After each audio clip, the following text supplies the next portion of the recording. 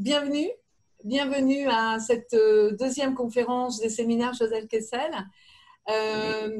Donc nous allons, comme je vous le disais tout à l'heure, nous avons reçu des échos très très positifs de cette première rencontre. Nous en sommes tout à fait ravis.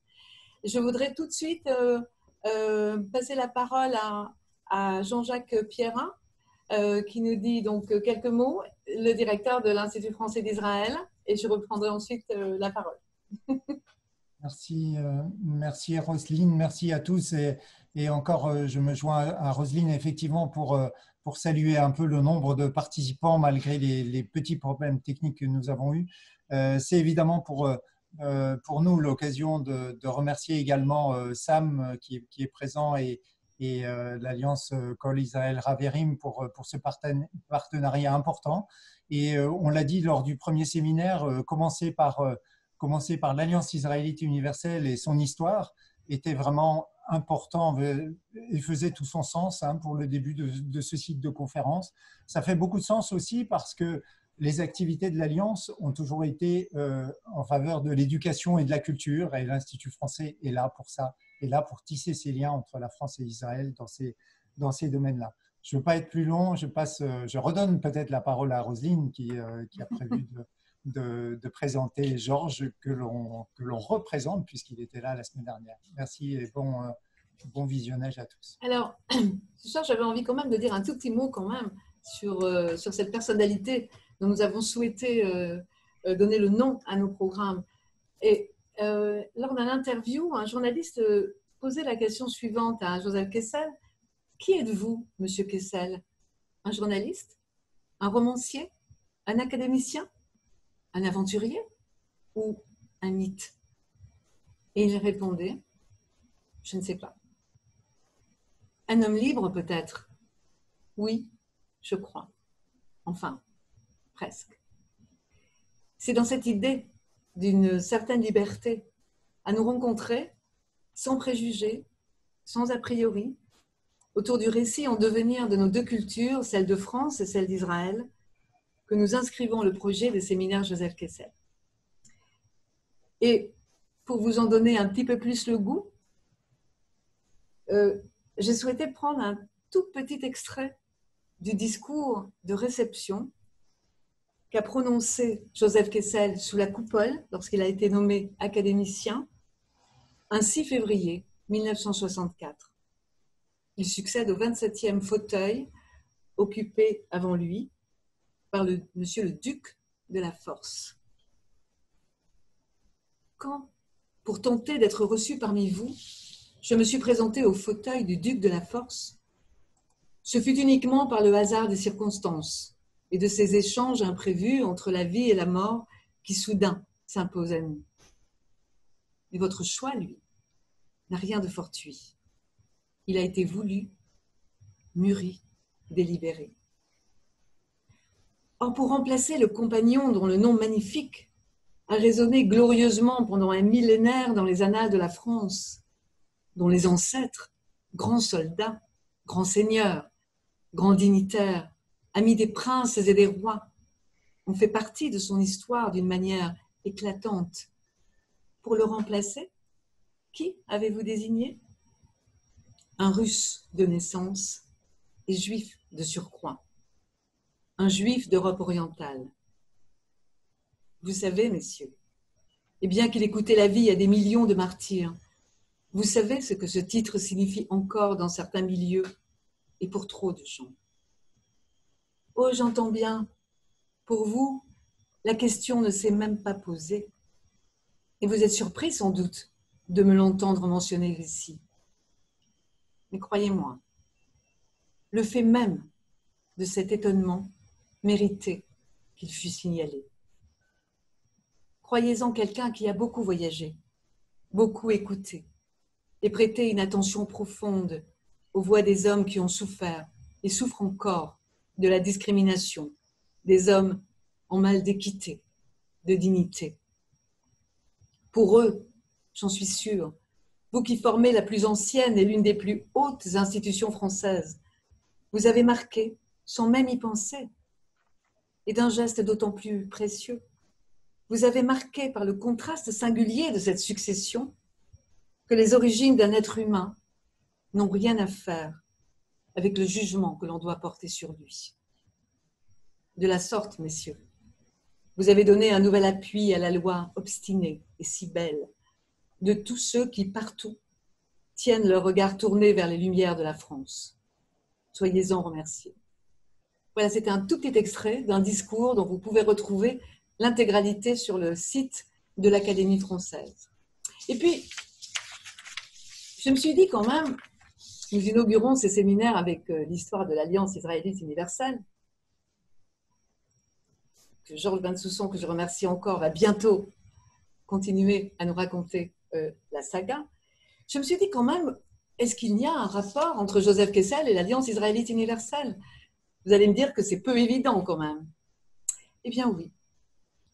Eh bien oui, puisque d'une certaine façon, eh bien, il lui doit la vie.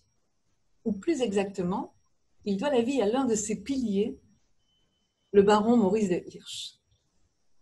Lorsque Samuel Kessel, le père de Joseph, arrive à Paris pour y étudier la médecine, fuyant les discriminations de sa Russie natale, qui interdisait aux Juifs d'accéder à l'université, il est très pauvre et mène une vie misérable. Finalement atteint de la tuberculose, c'est grâce à son ami Jacques Oumanski, dont la fille d'ailleurs sera le premier amour de Joseph Kessel, qu'il se voit recommander à la fondation du fameux baron.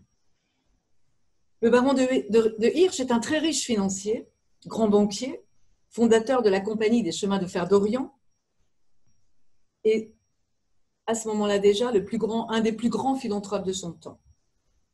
Et il y avait un rêve, sauver son peuple des pogroms tsaristes.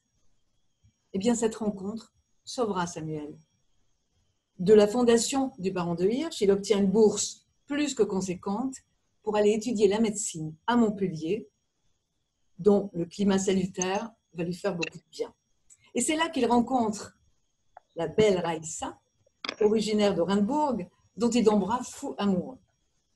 Et par reconnaissance pour cette grande générosité du baron de Hirsch, ils acceptent de partir s'installer en Argentine. Pourquoi en Argentine? Qui était à l'époque, qui était devenue la nouvelle terre promise entre les fleuves Paraná et Uruguay, sur laquelle le baron de Hirsch a jeté son dévolu pour y fonder une colonie juive dans l'espoir fou de sauver son peuple des pogroms. Et c'est là, dans la petite colonie de Mosesville, à Villa Clara, que Samuel et Raïssa conçoivent leur premier enfant, Joseph. Voilà donc comment je voulais un tout petit peu relier le titre de nos séminaires. Et je passe tout de suite la parole à Georges Bensousson, parce que je sais que vous l'attendez avec impatience pour la seconde partie de cette fondation, de l'histoire de la fondation de l'Alliance israélite universelle. Merci Georges. Merci Roselyne pour cette introduction sur Joseph Kessel, ce très beau texte. Et la semaine dernière, j'avais parlé de l'affaire de Damas et de l'affaire Mortara. Je n'avais pas abordé encore l'affaire Mortara et je vous avais dit que ce mardi, nous allions aborder la question du terreau culturel spécifique qui a fait les hommes de l'Alliance. Qui sont ces 17 fondateurs de 1860? Dans quels bains intellectuels ont-ils évolué? Qu'est-ce qui a fait la formation de ces hommes-là? Je crois que c'est par là qu'il faut commencer. Et à un moment donné, dans cet exposé, vous verrez, je reviendrai sur l'affaire Mortara et j'expliquerai en quoi, 2 ans avant la fondation de l'Alliance, elle a joué un rôle important. Je crois que pour comprendre la fondation de l'Alliance et les hommes qui l'ont faite, il faut comprendre qu'on est dans cette première moitié du 19e siècle en France, comme dans toute l'Europe occidentale, dans un processus de sécularisation qui n'a pas commencé à ce moment-là, qui a commencé dès la seconde moitié du XVIIIe siècle. Et même, en fait, on peut considérer qu'avec la grande révolution intellectuelle du XVIIe siècle, on est déjà en présence de la naissance du sujet, de la conscience occidentale. C'est ce qu'avait très bien mis en valeur le beau livre de Paul Hazard, La crise de la conscience européenne.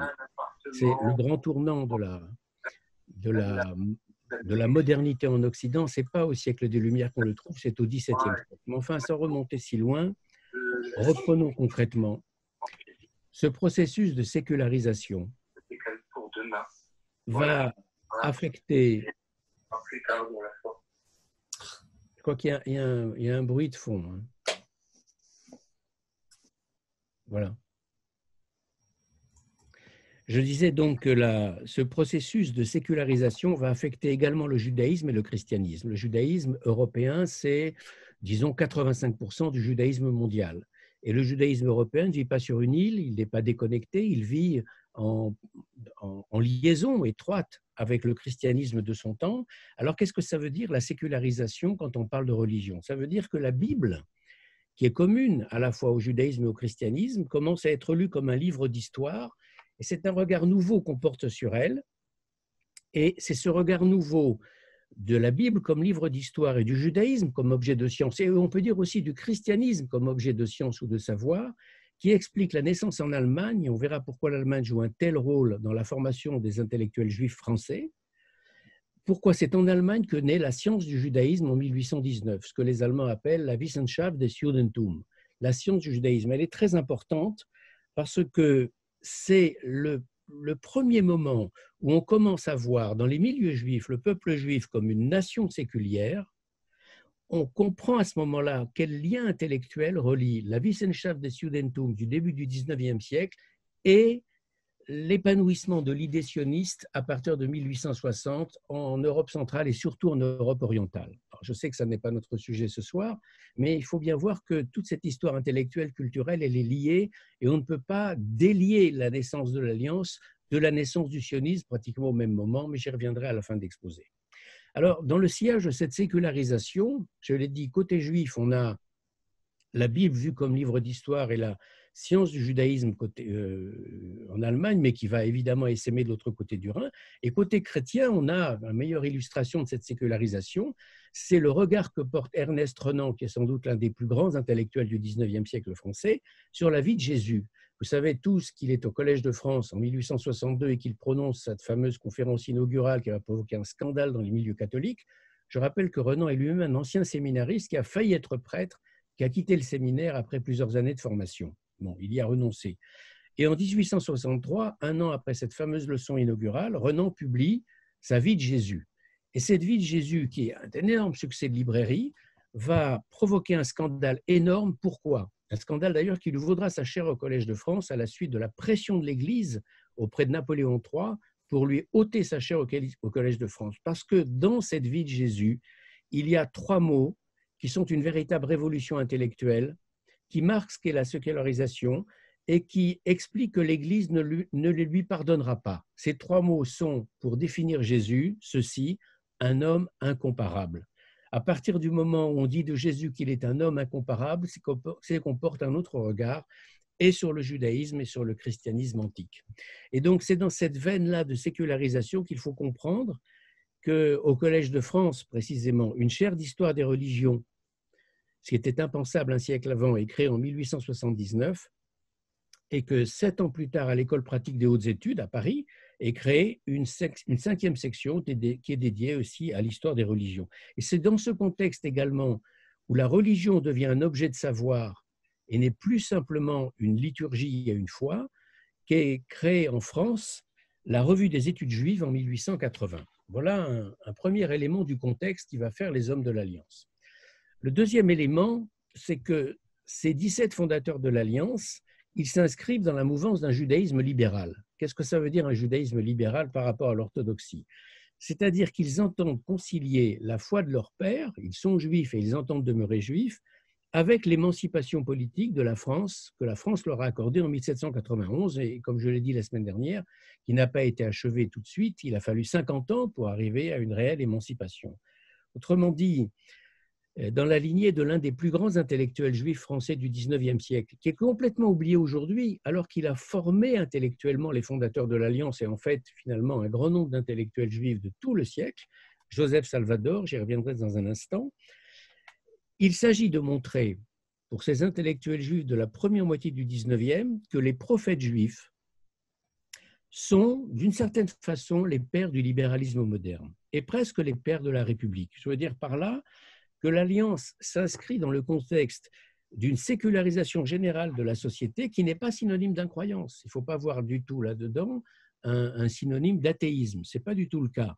D'ailleurs, il est frappant qu'au même moment où sont posées les bases de l'Alliance en 1860, sont posées également au même moment les bases de ce qui deviendra le sionisme en Europe orientale, c'est-à-dire aux environs des années 1860. C'est-à-dire à un moment où on commence à séculariser les cadres de pensée, les cadres de vie. Alors, qu'est-ce que ça signifie également concrètement, cette sécularisation d'un regard sur le judaïsme? Ça signifie également que la Bible est traduite en français, elle est traduite par Samuel Cahen. Et Samuel Cahen, ce n'est pas n'importe qui, c'est un très grand intellectuel, un bibliste, un grand spécialiste de l'hébreu, bien sûr. Il traduit seul la Bible entre 1831 et 1839. Vous voyez, c'est dans la période de formation intellectuelle des fondateurs de l'Alliance. C'est le père du fameux Isidore Cahen, que j'ai évoqué très, très rapidement la semaine dernière. Qu'est-ce que ça signifie, la traduction française de la Bible? Ça veut dire que historiciser la Bible, historiciser le judaïsme, pour les intégrer dans un récit historique général, ça ouvre l'idée que le judaïsme n'est pas seulement une religion, une foi, ça ouvre l'idée que le judaïsme est une nation. Et vous voyez pourquoi et en quoi il y a là un lien avec le sionisme débutant en Europe orientale, à peu près dans le même temps, c'est-à-dire au milieu du XIXe siècle. Alors, qu'est-ce que ça signifie également un judaïsme libéral pour ces hommes? Ça veut dire qu'ils veulent relier l'idée que dans l'héritage de Moïse, le législateur, il y a finalement tous les prodromes, tous les signes annonciateurs du libéralisme politique moderne qui va donner la Révolution française. Et qu'est-ce qu'ils veulent prouver par là, ces intellectuels juifs des années 1850-1860?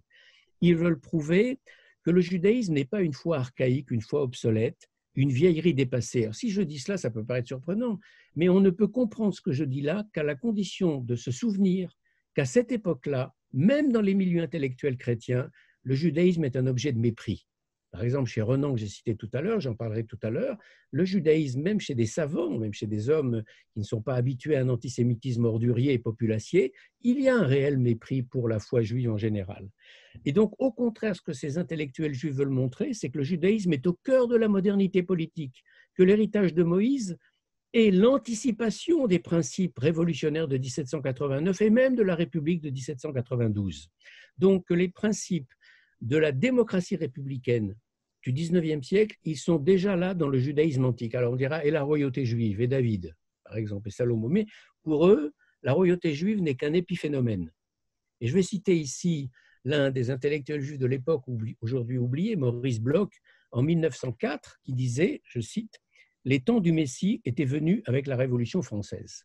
Vous voyez combien, fin de citation, combien on lit cette idée de messianisme juif et cette idée de révolution.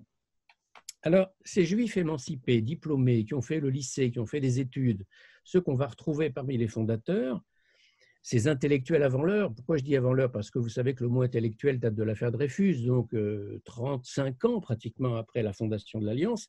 Qu'est-ce qu'ils se veulent? Ils se veulent à la fois juifs et héritiers de la Révolution.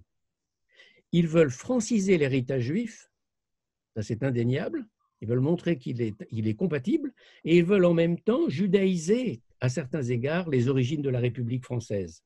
Et donc, ils voient la France comme une nouvelle terre promise, ils voient Paris comme la nouvelle Jérusalem, et ça vous explique aussi très vite pourquoi l'Alliance sera fondamentalement antisioniste, même si j'aurai l'occasion beaucoup plus tard dans les cours en présentiel à Tel Aviv de nuancer ce jugement, et j'expliquerai pourquoi, mais ce n'est pas le jour aujourd'hui. Bon. Voilà le contexte qui offre au judaïsme français l'occasion de redonner une vie politique à une foi ancienne et de marier deux idéaux. Premièrement, un messianisme juif qui est lié à la notion de réparation du monde dans le judaïsme, le tikkun olam, et deuxièmement, l'idéal des Lumières. Voilà, ce que ces hommes veulent montrer, c'est que ces deux idéaux-là ne s'opposent pas et qu'ils se marient parfaitement. Donc, le messianisme juif sécularisé, c'est quoi? C'est la République, tout simplement, purement et simplement la République. Et il y a donc un lien direct, selon eux, des prophètes hébreux, en passant par Moïse, bien sûr, le grand, le législateur, jusqu'à Condorcet, jusqu'au père de la République française. Alors, quelle est la singularité de ce contexte vers 1850-1860? première originalité de ces intellectuels juifs, qu'on va retrouver à la fondation de l'Alliance, c'est qu'ils veulent nouer le dialogue avec leurs homologues chrétiens. Ils ne se replient pas sur eux-mêmes, alors que ce n'était pas du tout la politique du consistoire qui n'avait pas de lien avec l'Église. Deuxième ligne, ils récusent l'idée d'une nation juive. Ils ne croient pas à l'idée d'une nation juive. Ils défendent l'idée d'universel, mais au nom d'une singularité mosaïque revendiquée. C'est une position contradictoire. À la fois, ils se refusent comme nation, mais en même temps, ils se veulent complètement singuliers. À terme, c'est totalement contradictoire et finalement, c'est une contradiction qu'ils auront beaucoup de mal à tenir sur la longue durée. Et évidemment, ils sont profondément influencés par les Lumières allemandes, la Haskalah, et par la Wissenschaft des Studentum dont j'ai parlé. Alors, pourquoi une telle influence allemande? Il faut dire un mot là-dessus aussi. Parce que tout simplement, un grand nombre d'intellectuels juifs allemands vivent en France. Et pourquoi? Parce qu'en tant qu'intellectuels et universitaires en Allemagne, ils ne peuvent pas faire carrière parce qu'ils sont juifs. Leur judéité leur interdit d'accéder au poste de professeur. Et du coup, un certain nombre de ces esprits brillants vont franchir le Rhin et vont trouver à l'université française un havre d'accueil extraordinaire qui va leur permettre une carrière, certains vont d'ailleurs aller jusqu'au Collège de France, extraordinaire. Et certains des grands orientalistes juifs du 19e siècle, français, sont en réalité d'origine allemande. Je vais donner un seul exemple, Salomon Munk. Salomon Munk, celui qui a fait partie de la mission de Damas en 1840, avec Montefiore et Crémieux, eh bien, il est arrivé en France en 1828, il a fait une carrière, il a continué une carrière extraordinaire, il est devenu l'un des grands spécialistes de l'histoire biblique et il a obtenu une chaire au Collège de France. C'était impensable d'obtenir un tel grade dans l'Allemagne de cette époque-là. Donc, l'objectif de ces hommes-là, c'est montrer la compatibilité du judaïsme et du monde moderne. Montrer qu'on peut marier la foi et la raison. C'est en cela que je dis ces hommes-là relèvent d'un judaïsme libéral. Bon. Alors, cela étant, il y a un autre élément qui a joué dans le terreau culturel des hommes qui ont fait l'Alliance, c'est moins connu, je dirais que c'est un peu plus anecdotique aussi, c'est l'attrait du saint-simonisme. Je m'explique. Plusieurs de ces intellectuels juifs qui vont fonder l'Alliance ont adhéré, ou en tous les cas, ils ont été proches intellectuellement, certains d'entre eux ont adhéré quand même, au mouvement saint-simonien qui est apparu au début du 19e siècle. Qu'est-ce que c'est que le mouvement saint-simonien? C'est un mouvement non conformiste, contestataire, fondé par Saint-Simon, d'origine aristocratique, donc c'est un descendant du fameux duc de Saint-Simon, le mémorialiste du temps de Louis XIV. Et ces hommes, ces Saint-Simoniens, sont les témoins de l'essor d'une nouvelle bourgeoisie industrielle et financière, celle qui sera d'ailleurs aux commandes sous le Second Empire. Ces hommes mettent en avant le social, le religieux, le communautaire, l'utilité. Ils pensent que l'individu n'est rien en tant que tel, les droits de l'homme ne sont rien en tant que tel, que la société est un tout et que l'utilité de chacun dans la société, c'est ça qui doit être prôné avec une idée fondamentale de solidarité. Je dirais presque qu'il y a presque des linéaments de socialisme dans le saint-simonisme, même si en réalité, les saint-simoniens ne sont jamais devenus des socialistes. Bon. Comment expliquer le rapprochement entre ces intellectuels juifs émancipés, libéraux, des années 1830, 1840, 1850 et les mouvements saint-simoniens? D'abord parce que d'une certaine façon, les juifs sont des marginaux. Même les intellectuels de l'émancipation sont des marginaux. Et les saint-simoniens aussi. Donc, c'est la rencontre de deux marginalités. Il y a une sympathie réciproque. Mais il y a une deuxième raison qui est plus profonde. C'est que les saint-simoniens, en tant qu'intellectuels, sont pratiquement les seuls intellectuels français de l'époque à ne pas avoir de prévention contre les juifs. C'est-à-dire qu'ils les accueillent, ils dialoguent avec eux, ils les accueillent dans leur cercle. Certains sont devenus, je l'ai dit tout à l'heure, des adhérents. Mais il y a une troisième raison, enfin, c'est que dans l'idéal de ces jeunes juifs libéraux et dans l'idéal des saint-simoniens, il y a des points communs. Les points communs, c'est le rêve d'une société industrielle, juste, fraternelle, égalitaire, fondamentalement, où le social joue un rôle important et qui est sous-tendu par un optimisme, par une foi dans l'humanité qu'on ne peut pas sous-estimer. Il y a donc plusieurs facteurs qui expliquent la convergence entre le saint-simonisme et ces juifs libéraux qui donneront l'alliance plus tard. Bon. Donc, au total, je terminerai cette première partie en disant qu'il y a un rapprochement réel entre ces jeunes intellectuels chrétiens saint-simoniens et les Saint-Simoniens, pardon. Mais j'insiste sur cette idée, c'est moins le saint-simonisme lui-même qui leur a plu que le fait que dans ces milieux chrétiens saint-simoniens, car les saint-simoniens sont des chrétiens, c'est très important à mentionner, il y a une ouverture au dialogue avec les Juifs qui est très nouvelle pour l'époque. Bon. J'ajoute également qu'en matière d'ouverture et de dialogue avec les Juifs, il y a un autre milieu qui va jouer également un grand rôle dans le terreau culturel des fondateurs de l'Alliance, sont les milieux protestants français. Et ils participeront également, eux aussi, ils applaudiront également à la naissance de l'Alliance, comme ils se montreront souvent solidaires de l'Alliance dès ses premières années. Bon. Un dernier mot, ce rapprochement de ces intellectuels juifs français libéraux et des Saint-Simoniens et des chrétiens en général, enfin ceux qui acceptent de dialoguer avec eux, inquiète le consistoire. Ils ont le sentiment que ce dialogue avec le monde chrétien pourrait demain les conduire à une rupture avec le judaïsme. Et entre autres, ce qui les inquiète beaucoup, c'est la publication en 1831 d'un livre d'Isaac Pereire, Lettre à une juive. En fait, c'est une crainte infondée.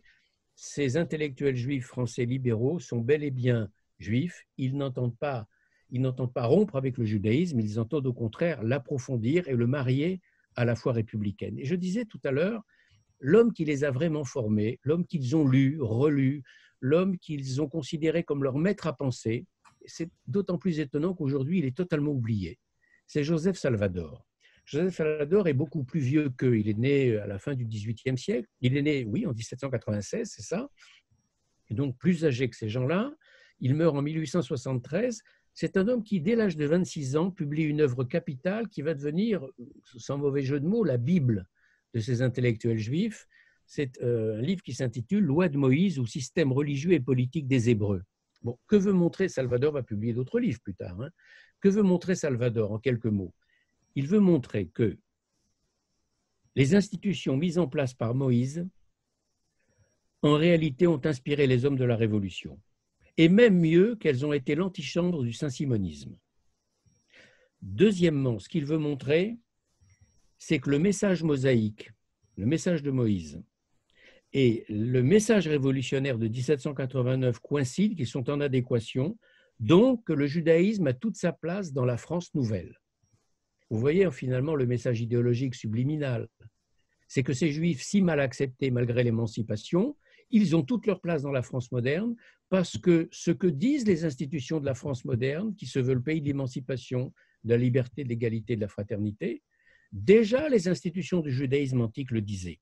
Donc, à certains égards pour lui, pour Salvador, Moïse et le messianisme juif a annoncé la révolution de 89. Et donc il y a pour lui, il en est convaincu, il y a une continuité entre le judaïsme et le christianisme, et ça c'est une idée qui est absolument récusée par tous les milieux chrétiens de l'époque, aussi bien les milieux chrétiens à la Renan, les milieux savants que l'Église traditionnelle.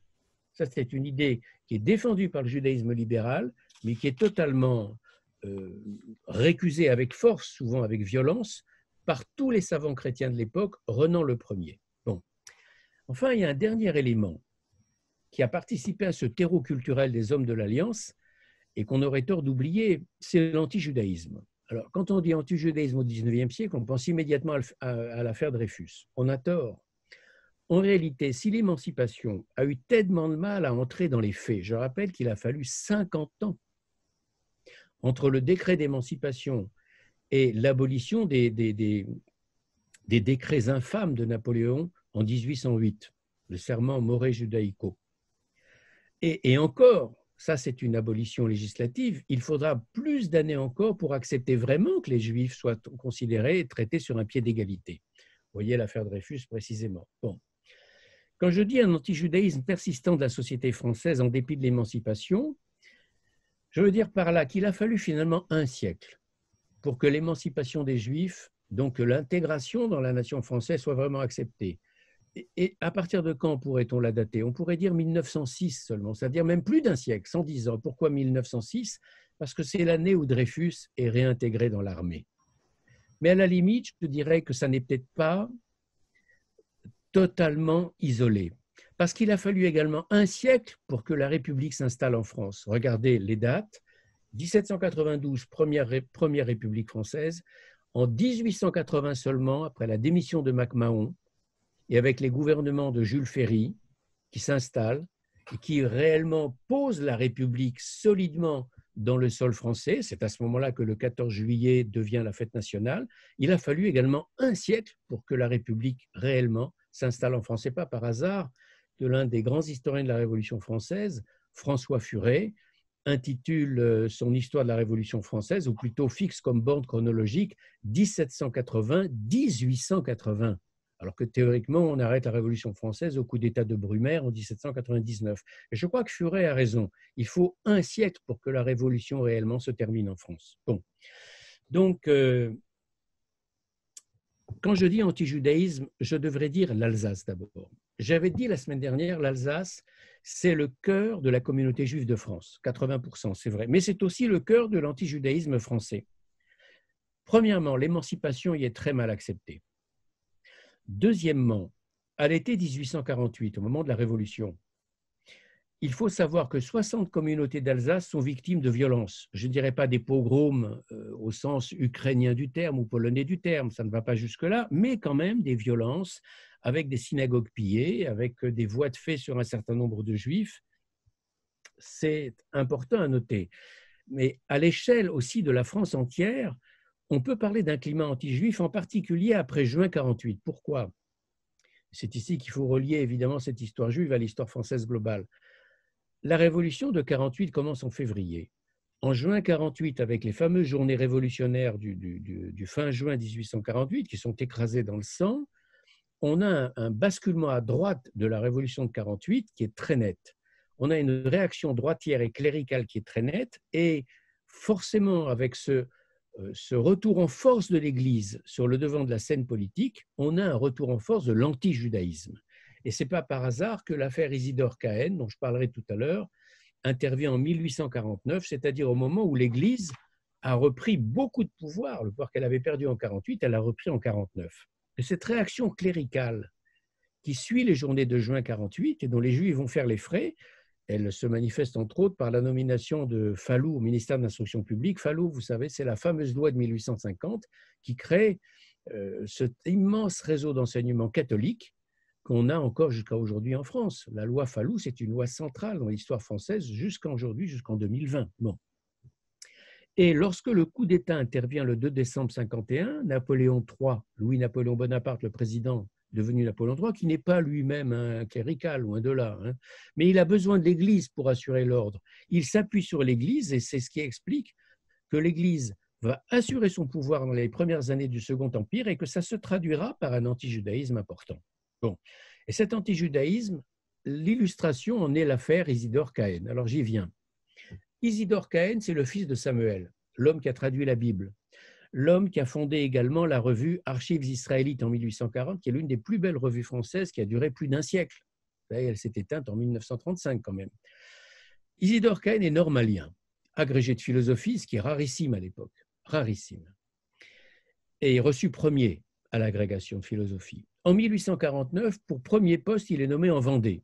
Et il est à peine nommé, il ne s'est même pas rendu encore sur son poste puisqu'il est nommé en juillet, il est à peine nommé que l'évêque du lieu, je crois que c'est l'évêque de Luçon en Vendée, immédiatement écrit au ministre de l'Instruction publique, qui est-il? C'est Fallou, le clérical, Fallou, pour lui dire comment osez-vous nommer un professeur de philosophie, une discipline évidemment impie, et deuxièmement et en plus un juif dans l'une des contrées les plus catholiques de France. C'est un scandale. Et que fait le ministre de l'Instruction publique Fallou?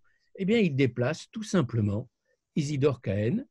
Il le déplace de son poste de Vendée pour le nommer à Tours, et non plus sur un poste de philosophie, alors que c'est sa discipline, mais sur un poste de lettres. Que fait Isidore Cahen? Il refuse. Il refuse, il est parfaitement en droit de refuser. Réaction du ministère de l'Instruction publique, il est révoqué. Et lorsque Cahen et ses amis, et parmi ses amis, il y a les futurs fondateurs de l'Alliance, et Cahen est l'un des 17 fondateurs, sera l'un des 17 fondateurs. Lorsqu'ils en appellent au consistoire, qui est la seule institution juive de France de l'époque, pour intervenir auprès du pouvoir présidentiel comme auprès de l'Église, le consistoire intervient mais timidement, modestement, ne veut pas de vagues et finalement il ne se passera rien.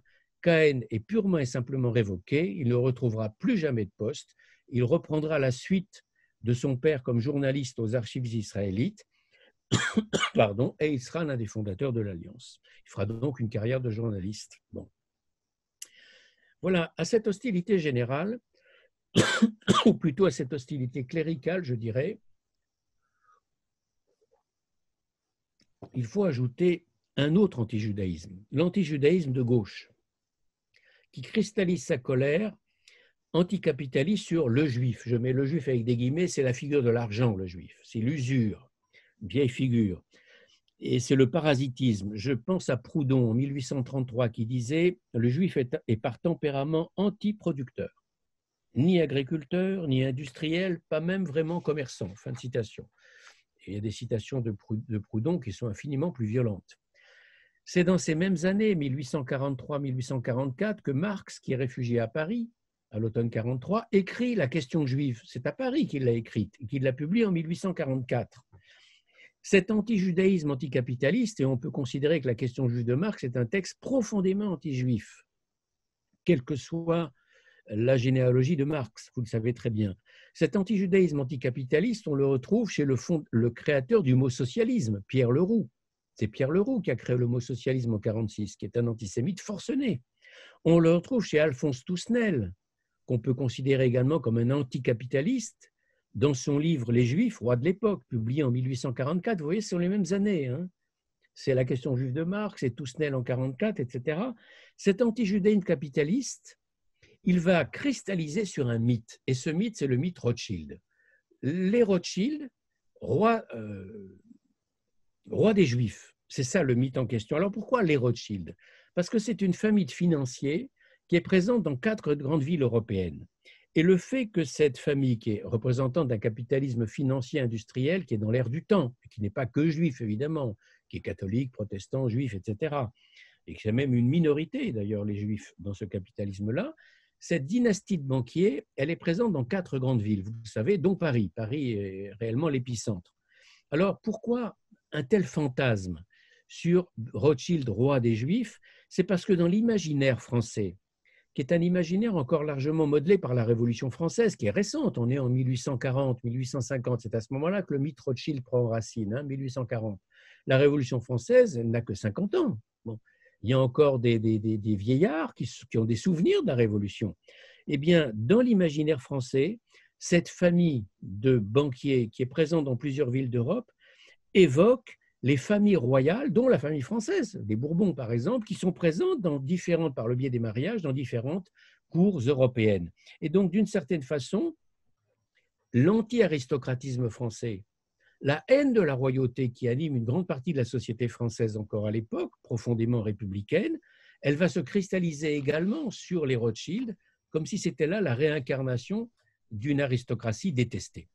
Bon, enfin, il y a, je dirais, un dernier élément dans cet anti-judaïsme, c'est l'anti-judaïsme des intellectuels, et y compris des grands spécialistes du christianisme et du judaïsme antique, comme Renan. Ce sont les jugements péjoratifs sur le judaïsme, comme une foi fossilisée et ossifiée, je l'ai dit, celle d'un peuple cantonné dans le passé, au temps biblique, un peuple qui est en quelque sorte une sorte de but témoin d'un passé révolu, qui est donc complètement inadapté au monde moderne. Et il y a donc une floraison de jugements anti-juifs, dont ceux d'Ernest Renan, qui n'émeuvent absolument personne. Je citais une phrase de Renan, qui a souvent été citée par les anti-juifs, mais qui lui ont donné un sens différent de son sens réel. Renan écrit « La race sémitique comparée à la race indo-européenne représente réellement une combinaison inférieure de la nature humaine. » Fin de citation. Alors attention, le contresens serait de donner à cette phrase un sens raciste. Non, Renan parle de langue sémitique en réalité quand il parle de race. Il compare les langues sémitiques entre elles. Il n'y a pas de connotation raciste au sens moderne du terme chez Ernest Renan. Les racistes s'empareront de cette phrase-là, évidemment, pour en faire une sorte de manifeste antisémite. Mais ce n'est pas du tout le propos de Renan. Renan n'est pas un antisémite. Renan n'est pas un anti-juif au sens moderne du terme. Il a un profond mépris pour ce judaïsme-là, c'est vrai, mais on ne peut pas en faire un antisémite. Ce serait une énorme erreur là-dedans.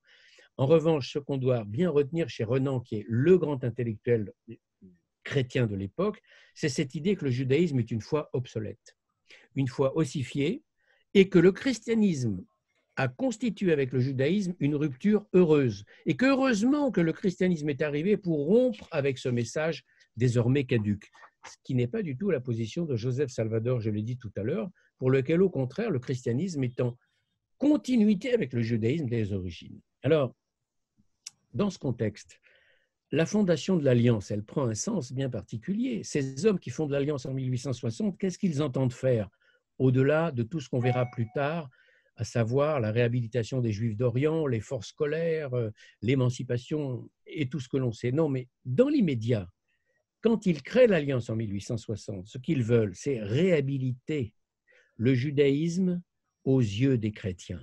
Un judaïsme diffamé, calomnié, méprisé en permanence.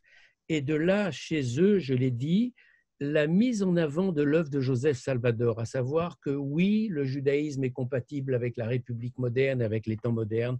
Mieux encore, le judaïsme antique a annoncé les temps modernes. Il ne se contente pas seulement d'être compatible avec notre temps. Alors, cette idée également de créer une nouvelle organisation, parce que je l'ai dit tout à l'heure, le consistoire est la seule organisation juive. Cette idée de créer une deuxième organisation juive, elle vient d'autre chose. Elle vient du fait que le consistoire s'est montré incapable de répondre à cet antijudaïsme de l'époque.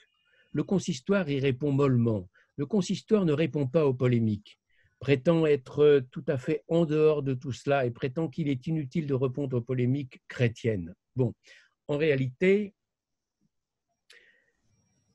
les futurs fondateurs de l'Alliance reprochent au consistoire non seulement sa mollesse par rapport à l'antijudaïsme persistant, mais ils reprochent également sa mollesse politique dans la défense d'Isidore Cahen en 1849. Et lorsqu'une autre affaire éclate du type Isidore Cahen à Strasbourg en 1853, c'est l'affaire d'un professeur d'histoire, agrégé d'histoire, brillant, il s'appelle Jérôme Aron, et qui lui aussi est déplacé par le recteur parce que ça déplaît aux antisémites alsaciens, son poste à Strasbourg, dans un poste prestigieux de classe de première chaire, ce qu'on appellerait aujourd'hui les classes préparatoires. Alors Jérôme Aron, lui, ne démissionne pas, il accepte sa nomination. Là encore, le consistoire intervient mollement. Il intervient, mais très timidement, trop timidement pour faire bouger la situation. Et c'est ce que le reprochent ces jeunes intellectuels juifs au consistoire. Ils reprochent à ces notables de s'incliner trop vite devant le pouvoir, quel qu'il soit, mais ils le reprochent aussi de s'incliner non seulement par souci de l'ordre social, mais aussi par souci de protéger leur situation personnelle. Car ce sont effectivement des notables et qui craignent pour leur situation personnelle s'ils s'impliquaient trop dans une contestation de l'ordre établi. Bon. Alors, voilà le contexte intellectuel. J'ai essayé de le brosser à grands traits. Je voudrais dire un mot, avant de terminer, sur la fondation elle-même. Même si sur la fondation, sur le fond, je reviendrai là-dessus en présentiel à Tel Aviv au mois de novembre.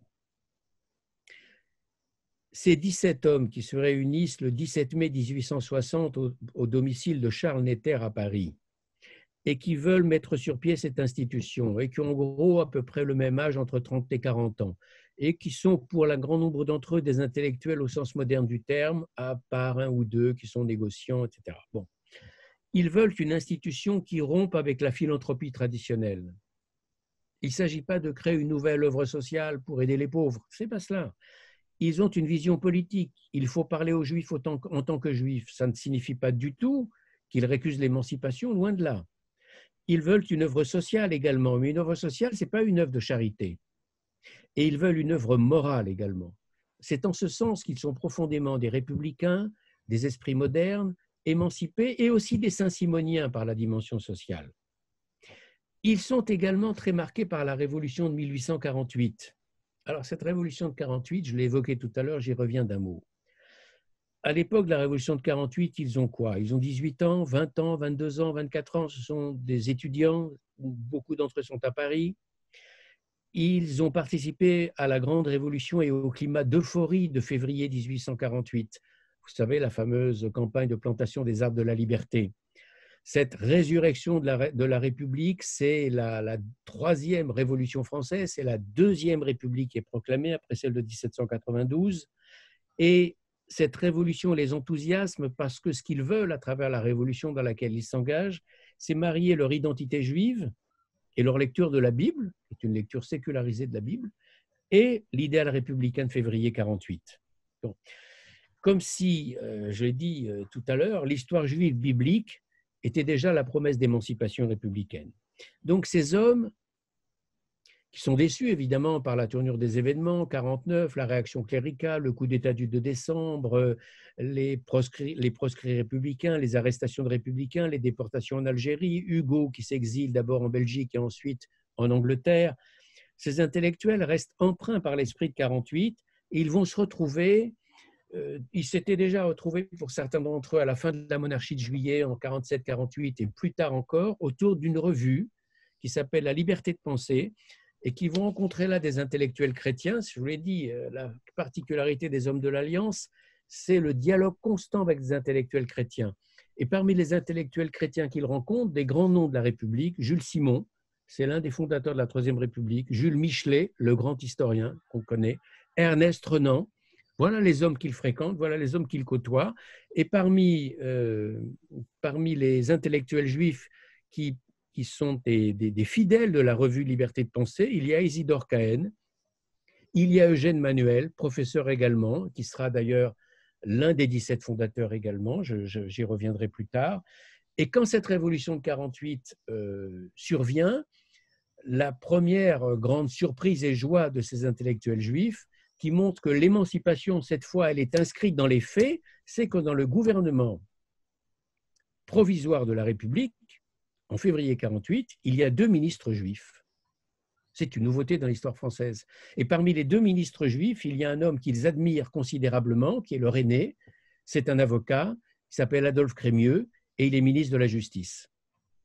Et on entendra évidemment reparler de lui, parce qu'il sera une 2e fois ministre de la Justice au moment de 1870, avec son fameux décret concernant les Juifs d'Algérie, mais c'est une autre histoire.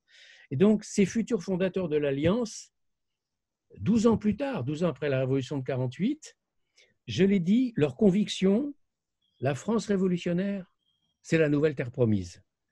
1789, c'est la nouvelle sortie d'Égypte. Vous voyez qu'ils relisent finalement tous les événements qu'ils vivent à l'aune de l'histoire biblique. Et le messianisme juif, c'est le message de la République que la République française porte au monde, le message que la grande nation porte au monde, le message que la déclaration de 89 porte au monde, dont j'ai dit la semaine dernière que c'est la déclaration des droits de l'homme et pas la déclaration des droits des Français. C'est ça qui est central. Et ce lien entre ces hommes et l'idéal républicain, il n'y a rien de mieux, et également l'idéal anticlérical, car le poids de l'Église, on ne saurait le sous-estimer ici, il est terrible à l'époque. On a du mal aujourd'hui, en 2020, à se le représenter dans une France qui est profondément déchristianisée, où les églises sont vides. On a du mal à penser que l'Église avait un pouvoir considérable en 1850. C'est encore vrai d'ailleurs globalement en 1910, avant la guerre de 14. Mais revenons aux années 1858. Ce qui va profondément relier ces hommes aux républicains anticléricaux, qui en veulent entre autres à l'Église, précisément de son anti-républicanisme et d'avoir soutenu le coup d'État du 2 décembre 51, c'est l'affaire Mortara, dont j'ai parlé tout à l'heure. Alors je vais dire un mot sur l'affaire Mortara et je conclurai, parce que on est déjà pratiquement à la fin du temps. L'affaire Mortara éclate en juin 1858, c'est une affaire italienne. Le jeune Alfredo Mortara appartient à une famille juive de la grande bourgeoisie juive italienne et soudain, en juin 58, à Bologne, Bologne fait partie des États du pape à l'époque, à Bologne, des gendarmes du pape s'introduisent dans la maison familiale des Mortara et ils enlèvent le jeune Alfredo à sa famille et le confient à l'Église. Pourquoi ? Parce que le jeune Alfredo avait été baptisé à l'insu de sa famille par une gouvernante catholique. Pourquoi ? Parce que l'enfant était malade, la jeune gouvernante catholique, le croyant à l'article de la mort, a voulu lui donner le baptême à l'insu de ses parents, elle lui a donné le baptême, et dans l'Église catholique, le baptême est un sacrement, en conséquence, il est inaliénable, il est indissoluble.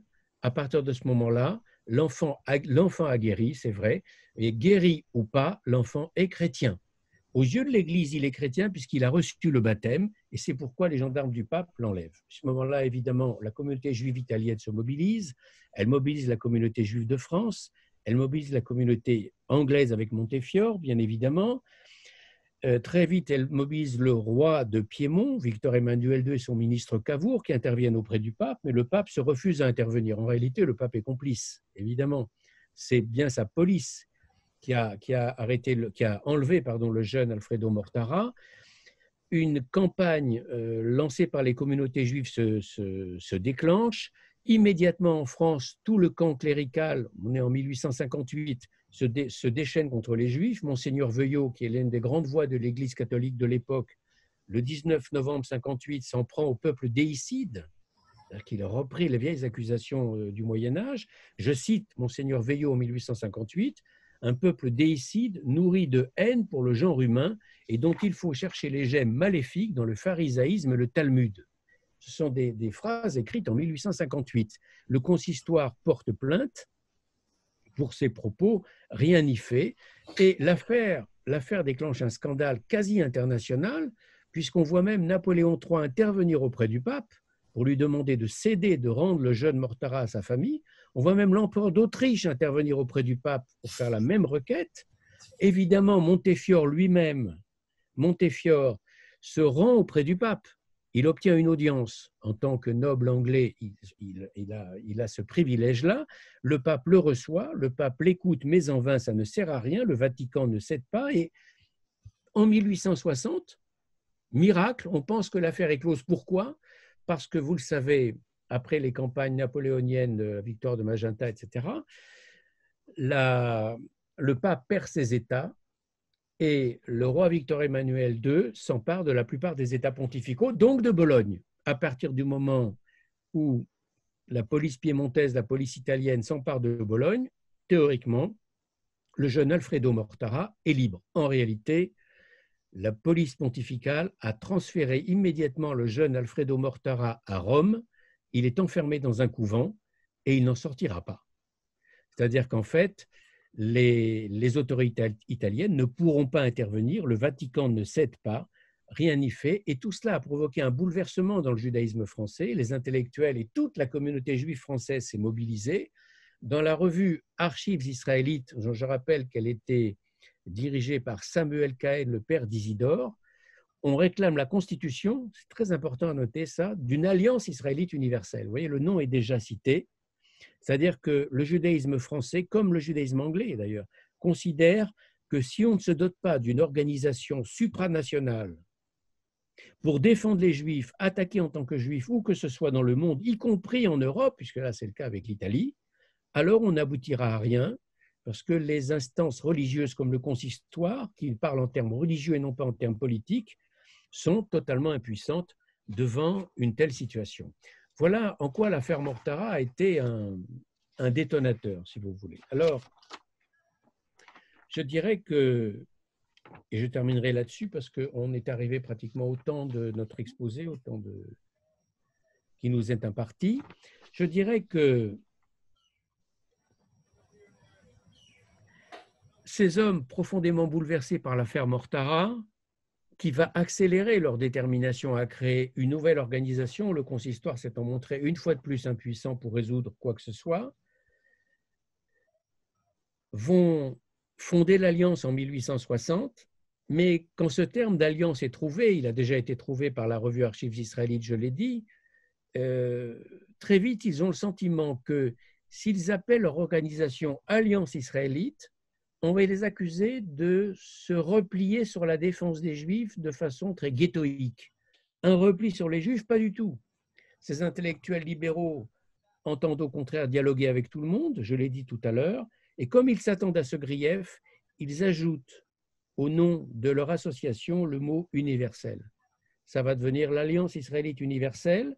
Pourquoi universelle? Parce qu'elle s'adresse à tous, pas seulement aux Juifs. Et d'ailleurs, alors que l'Alliance est créée en mai 1860, que le manifeste fondateur que Roselyne Derry a lu tout à l'heure, la semaine dernière, un extrait, date de juillet 1860, ce même mois de juillet 1860, la première intervention de l'Alliance sur le plan international n'a pas lieu en faveur des Juifs, elle a lieu en faveur des chrétiens du Liban qui sont massacrés par les Druzes dans des campagnes d'une atrocité épouvantable. C'est à ce moment-là que l'Alliance lance son premier appel international pour venir au secours des chrétiens d'Orient. Et ça, c'est quelque chose à méditer, bien sûr, dont on se souviendra un peu plus tard. Voilà, je termine là-dessus pour aujourd'hui. Je reprendrai en présentiel un certain nombre de ces éléments avant de commencer un cours beaucoup plus ciblé sur l'action de l'Alliance, le judaïsme d'Orient, les judaïsmes arabo-musulmans, son action internationale, son action durant la Grande Guerre, durant l'entre-deux-guerres, ses relations avec le sionisme, qui est un chapitre en soi passionnant, et évidemment ce qui s'est passé durant la guerre, la Seconde Guerre mondiale et après. Voilà, je vous remercie. Merci infiniment, Georges. Merci beaucoup. C'était passionnant. On a hâte de te retrouver dans quelques semaines, quelques grandes semaines. En fait, on espère vraiment pour la suite de cette histoire qui comporte… On nous laisse entrer en Israël. Oui. Qui comporte… Démarche au Quai d'Orsay. Voilà, en présentiel, qui comporte effectivement des chapitres passionnants. Et moi qui ai lu ce livre, puisqu'on devait le présenter, on devait faire cette présentation, on apprend énormément de choses. Et comme tu l'as dit à la fin, je veux dire sur un des arguments, c'est vrai que ça nous fait… C'est d'une grande actualité, finalement. C'est-à-dire ça nous fait réfléchir énormément sur la situation actuelle, vraiment sur beaucoup d'axes. Alors, on a une question de Samuel Pinto. Pourquoi les Juifs français n'ont pas convaincu les Juifs anglais de les rejoindre dans l'AIU, dans l'Alliance israélite universelle?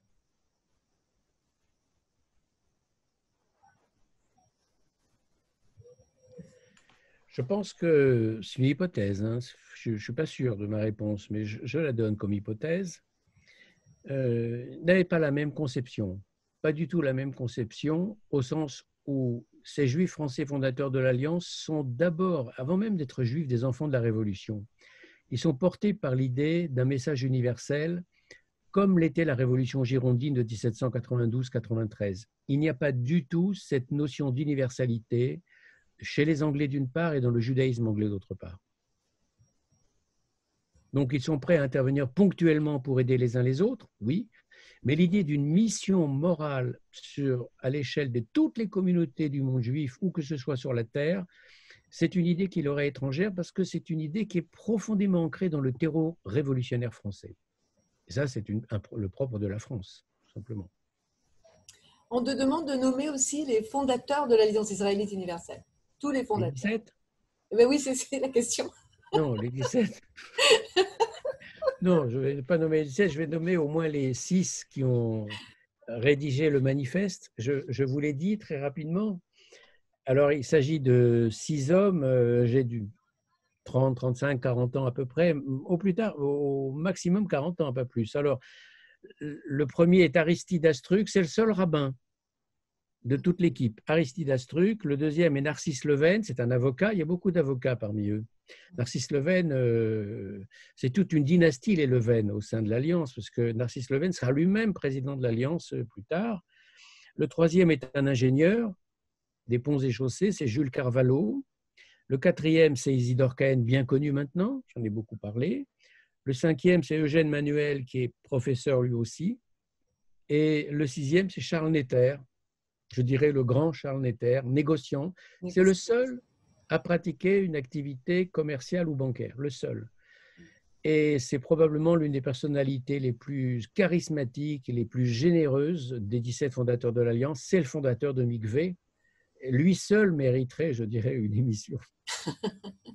On se posait la question ce matin dans une discussion avec Svia Walden, qui est présente là maintenant, sur le fait, c'est vrai, bon, il n'y a peut-être pas grand-chose à dire là-dessus, il n'y a aucune femme. Oui, mais c'est l'époque. Aucune femme dans ces fondateurs. C'est l'époque. Et jusqu'en 1939, il n'y aura jamais une femme secrétaire générale, une femme présidente, une femme vice-présidente. Jamais. Jamais. Oui. Alors, est-ce qu'il y a eu dans le conseil d'administration de l'Alliance, je ne veux pas dire de bêtises, peut-être que oui, il faudrait que je vérifie, mais dans l'exécutif de l'Alliance, au moins jusqu'à la Seconde Guerre mondiale, aucune. Mais encore une fois, replaçons ça dans le contexte. s'en offusquer aujourd'hui, c'est faire de l'anachronisme. À cette époque-là, Oui, bien sûr. dans toutes les grandes institutions, il n'y a pas de femmes. Heureusement que ça a changé. Alors, si je ne vois pas d'autres questions, Georges, vraiment, merci beaucoup. Merci infiniment. C'était absolument passionnant. Nous nous retrouvons la semaine prochaine. Allez appeler le téléphone. Ah, ça recommence à parler. C'est par téléphone. Merci beaucoup en tout cas. Merci Georges. Merci Sam. Voilà, donc à la semaine prochaine, cette fois avec Frédéric Chilot, avec laquelle nous allons parler, nous allons un petit peu avancer dans les siècles en fait, puisque nous allons parler de la relation franco-israélienne au moment de la création de l'État d'Israël. Donc voilà, donc à la semaine prochaine. Merci Georges, à très Merci, bientôt. Roselyne. Merci beaucoup. Au revoir. C'est fini.